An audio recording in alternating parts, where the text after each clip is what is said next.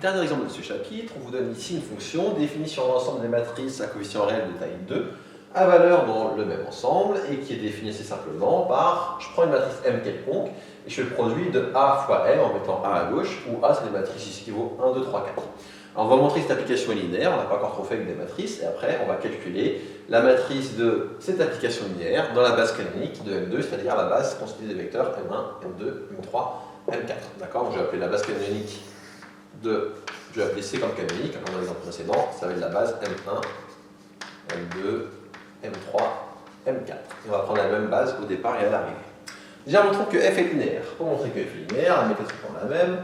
Je commence par prendre soit deux éléments dans l'espace de départ. Donc là, dans l'espace de départ, c'est M de 2R. Donc je vais prendre deux matrices, M et N, par exemple, dans l'ensemble des matrices de taille 2 à coefficient réel. Et je vais prendre un paramètre lambda réel quelconque. Je vais calculer f de lambda m plus n.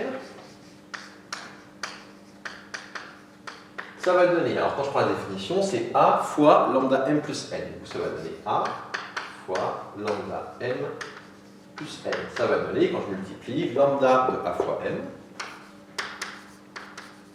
plus a fois m. Et si j'observe bien, c'est bien lambda de f de m plus f de m.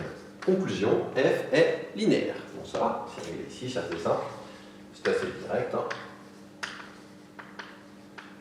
F est linéaire. Maintenant, pour calculer la matrice de f dans la base canonique, M1, M2, M3, M4, tout d'abord je calcule f de M1, il faut que je fasse f de chaque élément de la base canonique pour voir ce que ça donne. Alors f de M1, je prends la définition, c'est a fois M1, c'est-à-dire a c'est 1, 2, 3, 4, multiplié par 1, 0, 0, 0. Donc ça me donne une matrice de taille de 2 à la fin. Je rappelle comment ça marche le produit de matrice. Je vais faire ici, pour le coefficient qui est là, première ligne fois première colonne, ça va me donner 1 fois 1 plus 2 fois 0, ça va donner 1. Pour le coefficient qui est là, je vais faire cette ligne fois cette colonne, 1 fois 0 plus 2 fois 0, 0. Le coefficient qui est là, je vais faire deuxième ligne fois première colonne, 3 fois 1 plus 4 fois 0, 3. Et enfin, le coefficient qui est là, deuxième ligne fois deuxième colonne, 3 fois 0 plus 4 fois 0, 0. Et ça, je peux dire que c'est donc une fois M1 plus 3 fois M3. Faire pareil avec les autres, maintenant faisons F de M2. Alors je vais aller plus vite dans le produit de matrice, normalement on a déjà vu ça l'an dernier, je vais expliquer comment ça marche sur le premier produit, mais maintenant je vais laisse faire, alors ça va donner.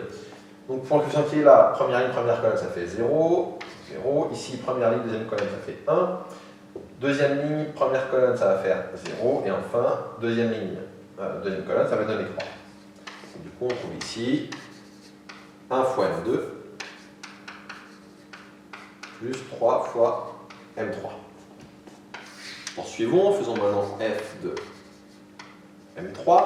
F de M3, ça va donner 1, 2, 3, 4, multiplié par, donc M3 c'est 0, 0, 1 et 0. C'est parti. Donc, première ligne, première colonne, on va avoir ici 2. Puis, première ligne, deuxième colonne, on va avoir 0. Puis, deuxième ligne, première colonne, on va avoir 4. Et enfin, deuxième ligne, dernière colonne, on va avoir 0. Donc, ça fait 2 M1 plus 4 M3. Et enfin, pour F de M4, ça va donner 1, 2, 3, 4. Facteur de 0, 0, 0, 1. Et on va trouver. Alors, première ligne, première colonne, 0. Première ligne, deuxième colonne, on va avoir ici du 2. Première ligne, deuxième ligne, première colonne, 0. Et deuxième ligne, deuxième colonne, 4. Et du coup, ça va donner ici, si on regarde, 2 M2 plus 4 M4. Qu'est-ce qu'on peut faire de ça maintenant? On va regarder, je vais écrire là. Donc, on peut dire que la matrice de f dans la base C, au départ et à l'arrivée, ça va donner. Je regarde d'abord f de M1. Alors f de M1, c'est ici. Et les coordonnées, c'est quoi? Les coordonnées, ça va être 1 fois M1, 0 fois M2, 3 fois M3, 0 fois M4. Du coup, ça va donner donc 1 fois M1, 0 fois M2, 3 fois M3 et 0 fois M4. Puis je repars avec f de M2. F de M2, je vais avoir 0 fois, alors j'ai pas les 0 qui sont écrits ici, mais j'ai 0 fois M1, donc je commence par 0. Puis je vais avoir 1 fois M2. Puis je vais avoir 3 fois J'ai écrit une petite bêtise ici quand j'ai écrit M3. Pardon. Donc j'ai écrit une petite bêtise. Donc là c'était M1, M2, M3, M4. Donc 0 fois M3 et 3 fois M4. Ça c'est pour F de M2. Je poursuis. Alors maintenant F de M3, je vais avoir 2 fois M1, 0 fois M2, 4 fois M3 et 0 fois M4. Du coup ça va me donner 2 fois M1, 0 fois M2. Alors je dis ça où 3 fois. Non, je regarde pas, si je regarde pas la bonne. Pardon, je regarde pas la bonne.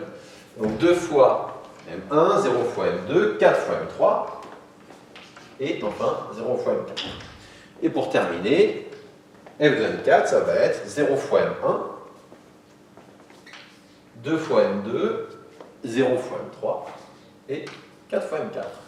Donc voilà comment on obtient la matrice de F dans la base canonique. Et du coup, suite à ça, maintenant, on peut faire plein de calculs. Si on va faire des calculs sur F, il serait équivalent de faire plein de calculs avec cette matrice F, en faisant l'analogie entre le fait que dire qu'une matrice de M de R qui a pour coefficient A, B, C, D, bah c'est pareil qu'un vecteur de R4 qui a pour coordonnées A, B, C, D, si je considère que je suis dans la base canonique qui est ici. Donc en gros, ça va être ça, c'est ça le principe ici des matrices correspondant à des applications linéaires. Ça termine ici cet exemple, et c'était le dernier exemple de ce chapitre.